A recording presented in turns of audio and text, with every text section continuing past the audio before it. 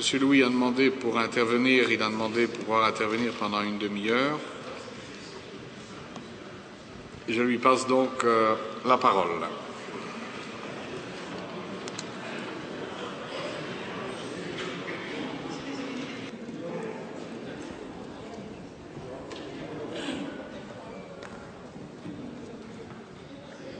Merci, Monsieur le Président.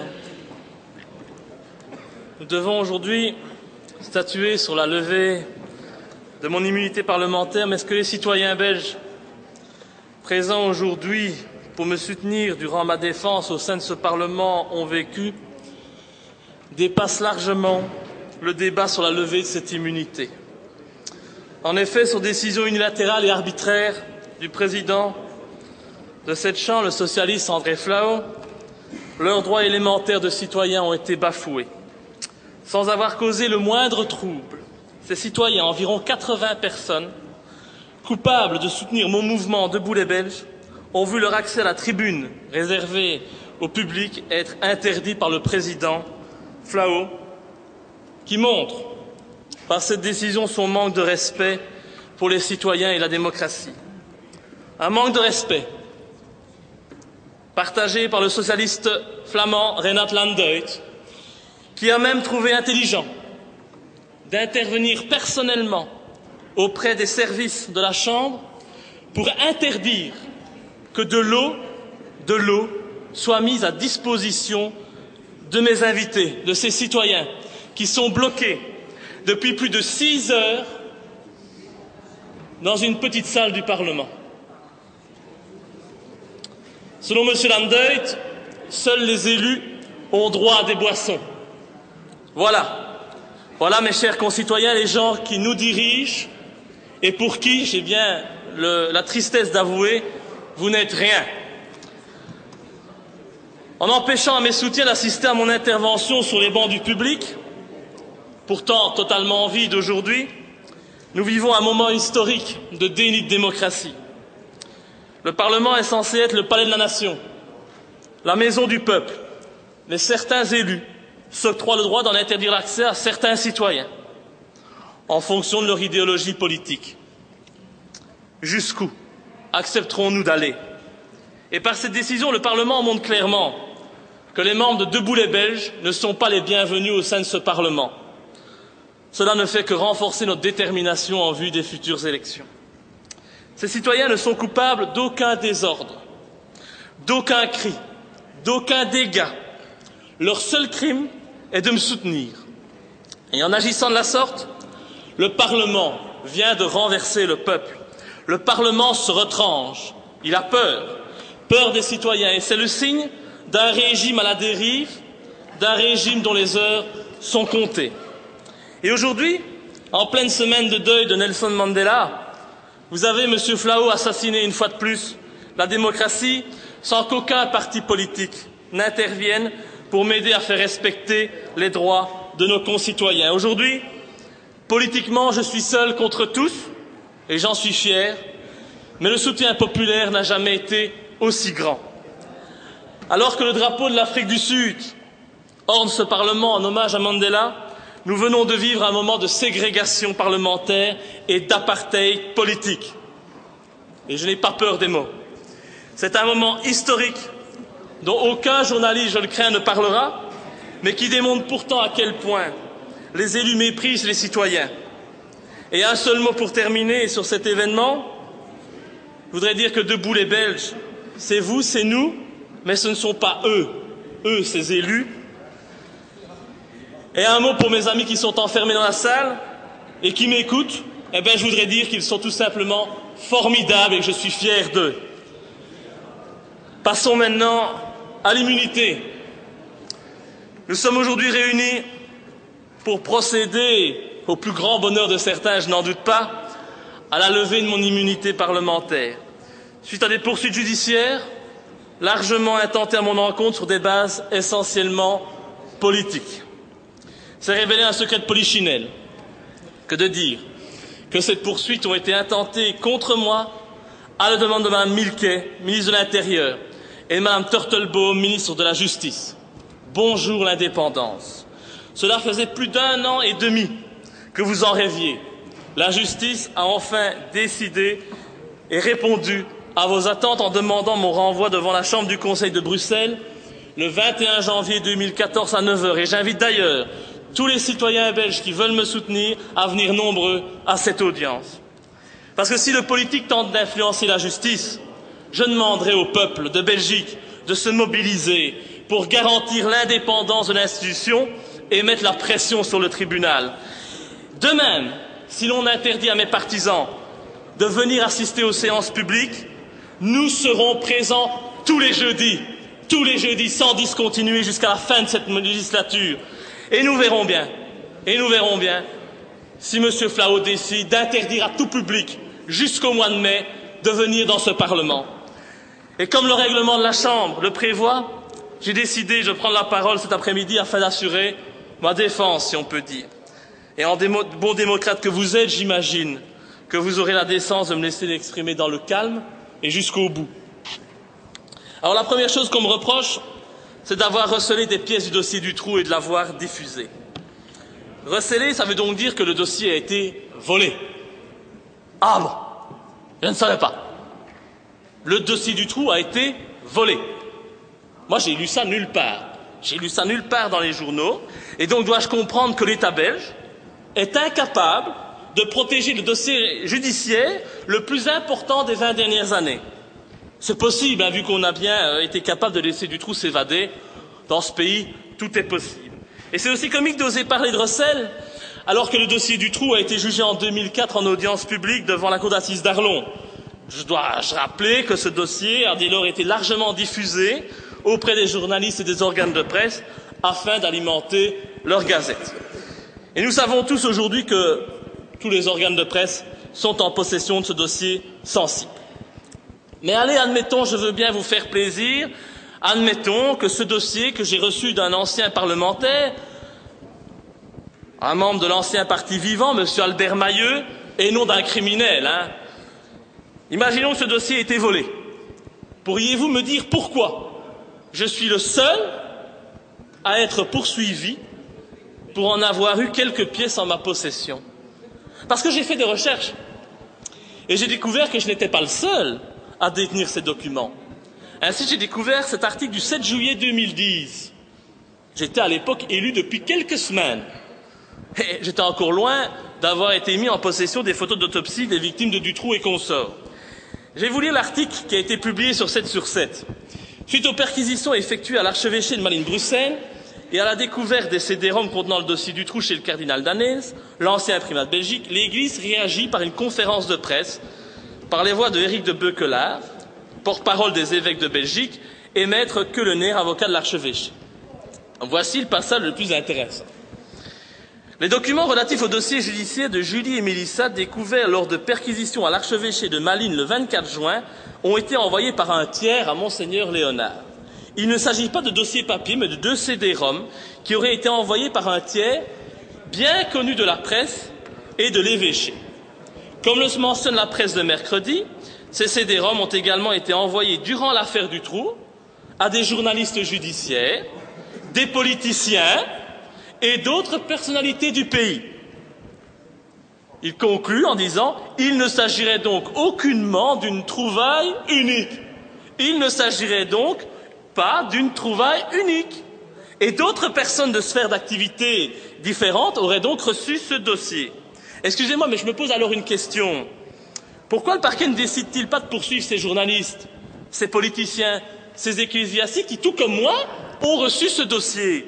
Pourquoi la justice ne décide-t-elle pas de poursuivre le cardinal Danez, Monseigneur Léonard? Non. La justice décide de poursuivre uniquement Laurent Louis. Et lors des perquisitions qui ont été effectuées à l'archevêché de Malines-Bruxelles et chez moi, c'est le même dossier qui a été retrouvé. Eux ne sont pas poursuivis, mais moi, je suis poursuivi. Pourquoi une telle différence de traitement? Pourquoi ne poursuit-on pas ceux qui ont diffusé ce dossier durant le procès Dutroux? Pourquoi décide-t-on uniquement de me poursuivre, moi, pour avoir révélé aux Belges, qui voulaient bien l'entendre, la vérité sur le dossier Dutroux? Pourquoi? Peut-être parce que je suis le seul parmi les personnes à avoir eu accès à ce dossier, à avoir osé dénoncer ce qui s'y trouve, les invraisemblances et les mensonges qu'on cache à l'opinion publique. C'est à celui qui a eu le courage de risquer sa vie pour la vérité, sa carrière pour la mémoire de ces pauvres enfants violés jusqu'à ce que mort s'en suive, qu'on s'en prend. Preuve supplémentaire que des gens haut placés ne veulent pas que la lumière soit faite sur ce dossier. La réalité, c'est que Dutroux n'est que la petite main d'un réseau bien plus large, se composant d'une certaine élite du pays, des gens qui sont en mesure de faire étouffer la vérité. Et pour rappel, la justice a voulu nous faire croire que les fillettes, Julie et Mélissa, étaient mortes de faim dans la cage de Dutroux lorsque ce dernier avait été incarcéré quelques semaines pour une affaire de vol. Alors, si les fillettes sont mortes de faim, moi j'aimerais bien savoir, parce que je suis peut-être bête et que je ne comprends rien, mais j'aimerais bien savoir, j'aimerais bien qu'on m'explique, une fois pour toutes, comment il se fait qu'elle présentait sur les photos d'autopsie des béances anales et vaginales de plus de 5 cm.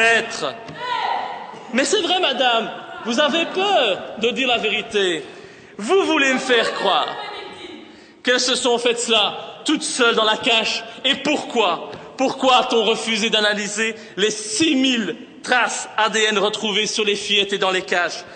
Du sang, du sperme, des cheveux, des poils. Pourquoi n'a-t-on pas été plus loin? Avait-on peur de retrouver la trace de personnalité influente? Je suis quand même bien en droit de me poser cette question partagée par l'ensemble du peuple belge.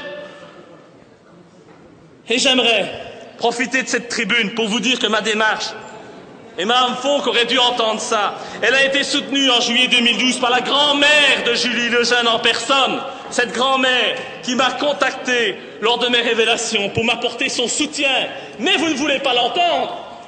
C'est pourtant la grand-mère de Julie qui m'a apporté son soutien. Cette dame s'est plainte auprès de moi de n'avoir jamais eu accès aux photos des fillettes, son beau-fils lui ayant interdit de les voir. Cette dame était prête à me soutenir, visiblement, mais elle s'est finalement abstenue par respect pour le frère de Julie. Me soutenir aurait eu comme conséquence qu'elle se serait opposée à son ex-beau-fils, Jean-Denis Lejeune, qui a été manipulé par le pseudo-journaliste Marmet de Penningen, manipulé par les politiques et la justice pour qu'il ferme les yeux sur la réalité de la mort de sa fille. C'est une vérité difficile à entendre, mais je ne l'invente pas. La justice me reproche ensuite d'avoir outragé le Premier ministre, Di Rupo, un comble.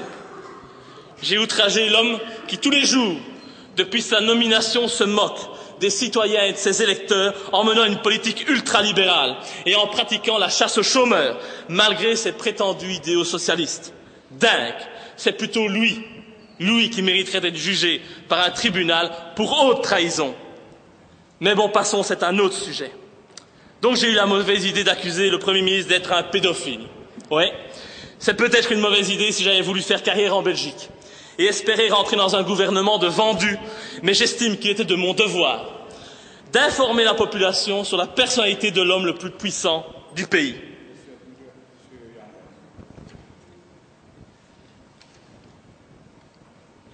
Ja, dank u wel, meneer de voorzitter. Ik zie dat de collega's het halfrond verlaten. Ik sluit mij aan bij de verontwaardiging die, denk ik, de reden is waarom zij het halfrond verlaten. Ik deel, en ik denk dat ik namens mijn fractie mag spreken, dat wij die verontwaardiging delen. Maar dit is een parlement en alhoewel het van de laagste soort is wat daar op de sprekersstoel verteld wordt, vind ik toch dat in een parlement de parler vrai een van de belangrijkste waarden van een parlement is. En dat is de reden, wij blijven hier om te kunnen bekampen wat daarvoor gezegd wordt en niet door vaandelvlucht te plegen. Dus het feit dat wij hier blijven zitten heeft niets te maken met een goedkeuring van wat de collega daar op het sprekersstoel aan het zeggen is, maar wel met het grootste respect voor de democratie en voor het parlementair werk. En ik wou dat dit toch even in de verslag werd opgenomen.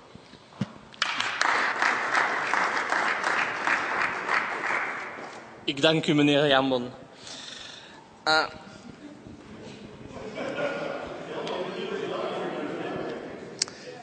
C'est pour moi un devoir en tant qu'une nation que d'informer les citoyens des vices et des crimes commis par nos élus. C'est ce que je me suis contenté de faire. Alors c'est vrai, Di Rupo n'a jamais été condamné pour pédophilie. Mais un nombre très important de plaintes ont été déposées contre lui pour de tels faits. Toujours pour les mêmes faits. C'est bizarre, non? Comme on dit chez nous, il n'y a pas de fumée sans feu. Mais le plus inquiétant, c'est que la destination a toujours été la même pour ces plaintes. La poubelle. Et c'est ça que je veux pointer du doigt. Les prétendues victimes étaient à chaque fois des criminels qui voulaient profiter de la notoriété de notre pauvre petit Elio. C'est tellement plus pratique de jeter le discrédit sur les victimes. En plus, quand on fait cela 5-6 fois et qu'on tourne les victimes en ridicule, on évite que d'autres personnes aient encore le courage de dénoncer les faits dont ils sont victimes. Pourtant, des PV, il y en a eu, comme celui de la police de Namur, portant le numéro 12-852/98, dans lequel est auditionné Jean-Marie Rulens, client de la boîte La Brique à Liège, qui déclare que Di Rupo s'y amusait avec des jeunes de plus ou moins 14 ans et qu'il les payait 15 000 francs, 375 € pour des gâteries, fellations et sodomies. L'audition de ce Rulens contient de nombreux détails. Il n'y a rien de farfelu dans ses propos. Et je peux même vous dire que j'ai moi-même rencontré un de ces jeunes qui fut jadis victime des pulsions sexuelles de Di Rupo. Cet homme qui a été violé, je suis désolé, c'est dur à dire, violé par notre Premier ministre alors qu'il n'avait que 14 ans. Cet homme est démoli. Il a été harcelé par le système pour qu'il se taise. Tout a été fait pour qu'il se fasse passer pour un fou. Et aujourd'hui, il a d'ailleurs été interné par la justice. Imaginez comme c'est pratique. Une note du parquet portant le numéro 37 66 11 75 28/96 indique aussi l'identité de 2 mineurs âgés de 13 et 14 ans. Ces jeunes confirment avoir eu des relations sexuelles avec Di Rupo. Un PV de la BSR de Wavre de 96 mentionne le témoignage de Madame Delnest, qui s'inquiète auprès de la police de voir Di Rupo aller et venir avec des jeunes gens dans un immeuble voisin. La police n'effectuera aucune enquête de voisinage, malgré que d'autres voisins confirmèrent les dires de Madame Delnest. Un rapport de la Brigade nationale de gendarmerie du 9 octobre 96 insiste également sur les rapports spéciaux entre Di Rupo et de jeunes garçons. On y parle d'un jeune homme décrit comme le protégé de Di Rupo et qui a été retrouvé mort. Et les PV se poursuivent. Rapport de la BSR de Bruxelles, 3 décembre 96, qui relate des relations sexuelles entre Di Rupo et de jeunes garçons. Mais c'est clairement indiqué dans le PV.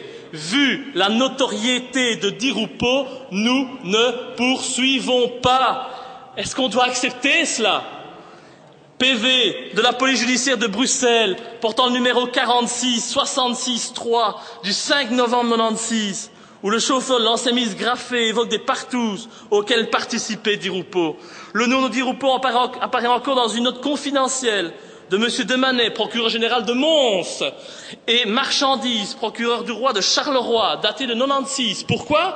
Parce que les coordonnées de Di Rupo figuraient dans le carnet d'adresse de Jean-Luc Finet. Et qui est ce monsieur? Il a été inculpé à l'époque pour détention de cassettes pédopornographiques. Tiens, comme c'est intéressant. Di Rupo a également eu un accident de voiture lorsqu'il était en compagnie d'un jeune garçon à Sarre-la-Bouissière, à quelques mètres de la maison de Marc Dutroux. Mais comme par hasard. Mais moi, je suis désolé, je ne crois pas au hasard.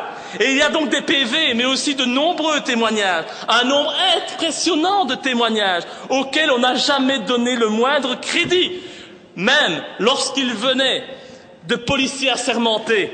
Ainsi, en août 1989, Di Rupo était à l'époque député européen.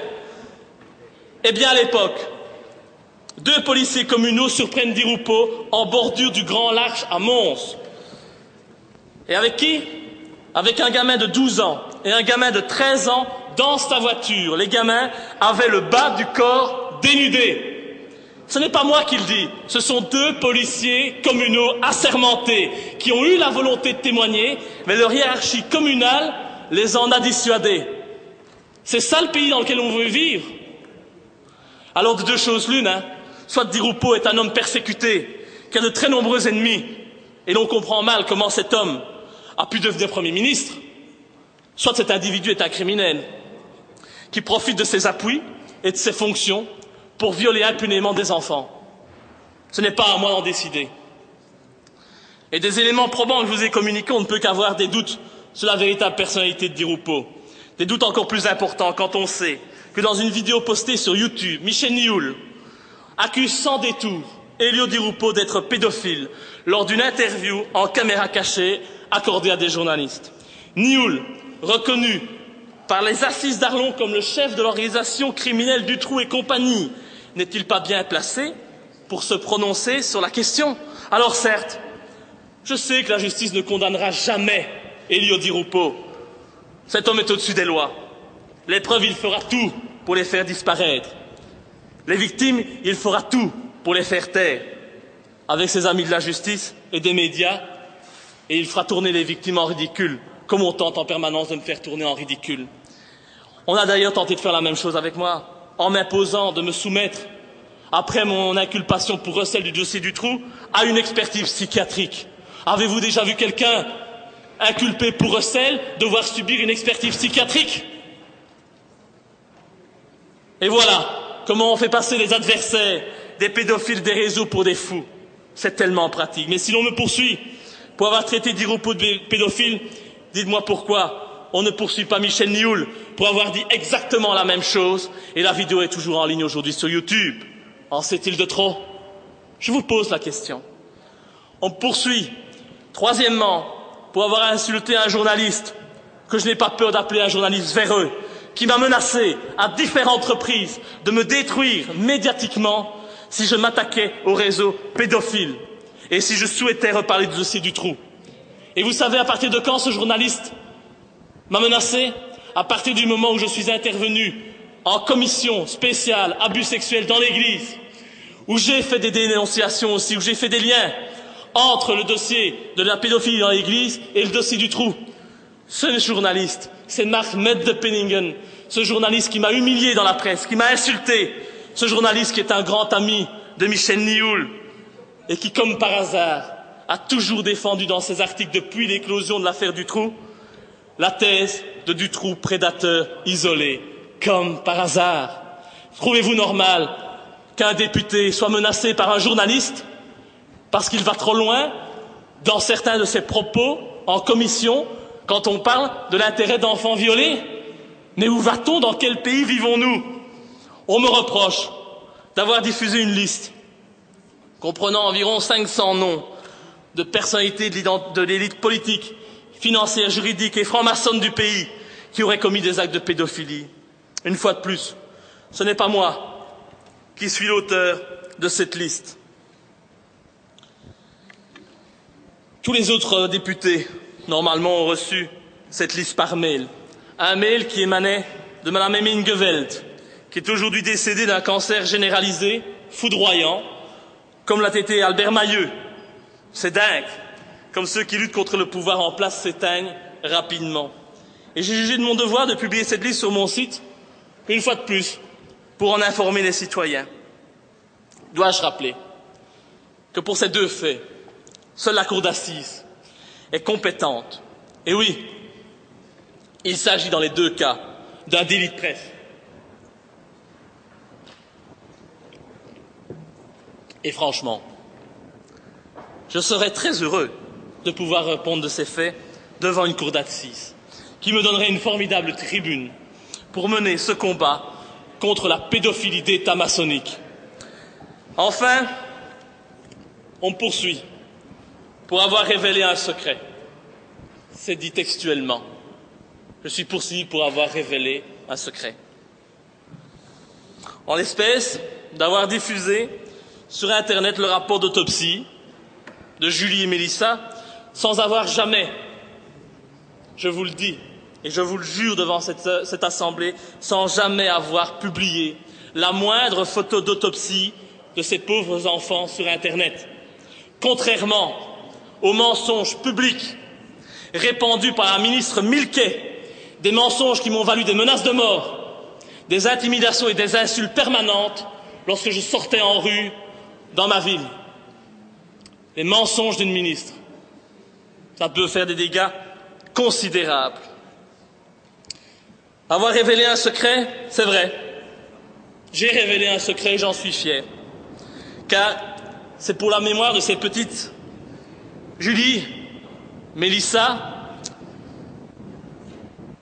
Sabine, Laetitia, Anne, Eve, ces filles violées que j'ai mis en danger ma carrière et même ma vie. Car des menaces, j'en reçois. Des menaces déguisées, des menaces sur ma personne et mes proches, sans parler du harcèlement médiatique. Si je n'avais pas les nerfs que j'ai aujourd'hui et le moral que j'ai, il y a bien longtemps, je me serais suicidé, vu tout ce qu'on raconte sur moi, tous ces mensonges qu'on véhicule, que certains élus véhiculent. Des menaces sur ma personne, sur mes proches, des menaces sur tous ceux qui osent m'apporter du soutien. D'ailleurs, le fait que mes soutiens aujourd'hui ne puissent assister à la séance plénière, c'est encore une preuve supplémentaire des menaces et des pressions dont je suis victime.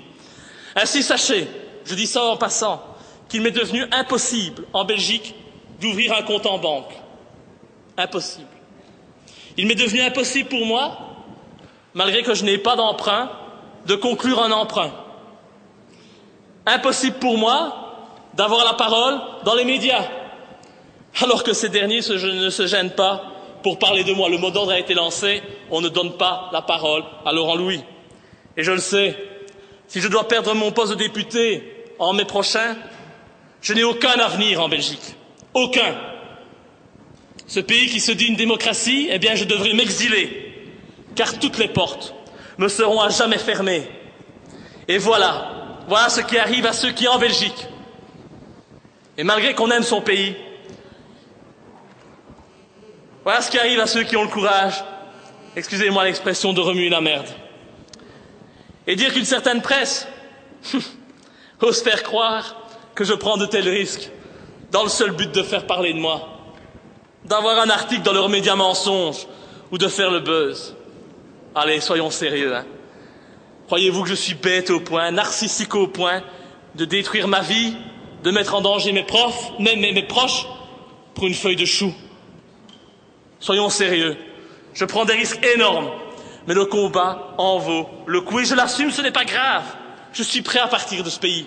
Je suis prêt à aller jusqu'au bout. Je suis surtout prêt à être candidat aux futures élections et à être réélu.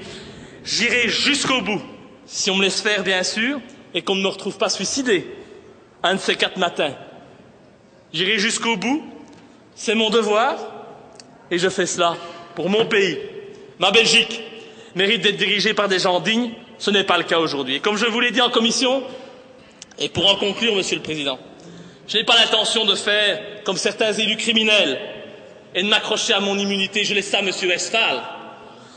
Et c'est donc avec force aujourd'hui que j'exige que vous leviez mon immunité parlementaire afin que je puisse répondre de ces faits devant la justice. Je l'exige et je vais même plus loin, en déposant à la fin de mon intervention une déclaration de révision de la Constitution visant à abroger purement et simplement l'article 59 de la Constitution qui consacre l'immunité parlementaire. J'estime que les députés sont des citoyens comme les autres et qu'ils ne doivent en aucun cas disposer de privilèges. Cette immunité, consacrée par l'article 59, est un privilège. C'est un privilège qui est digne d'une époque révolue. Et j'espère donc, à l'approche des élections et de la dissolution des chambres, que vous, les élus de la nation, vous aurez le courage d'abolir cette immunité en inscrivant l'article 59 comme révisable. Vous en rêvez? Je le sais, je vous donne donc la possibilité. Allez-y, je suis une victime consentante devant vous. Levez mon immunité, j'irai en justice et vous ferez de moi une victime. Une victime du système que je combats depuis que je suis élu. Vous ferez ainsi la démonstration qu'il n'est pas bon s'opposer à vous et de défendre la vérité. Levez mon immunité, je vous le demande, mais pensez aussi le jour venu à demander également la levée de votre immunité à tous.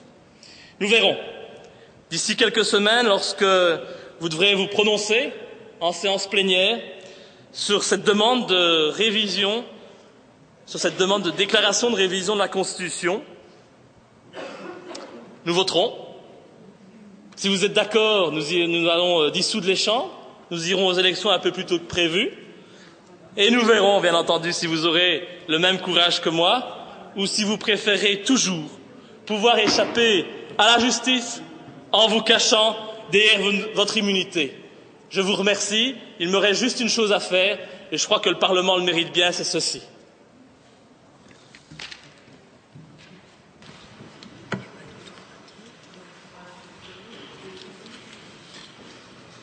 Quelqu'un demande-t-il la parole?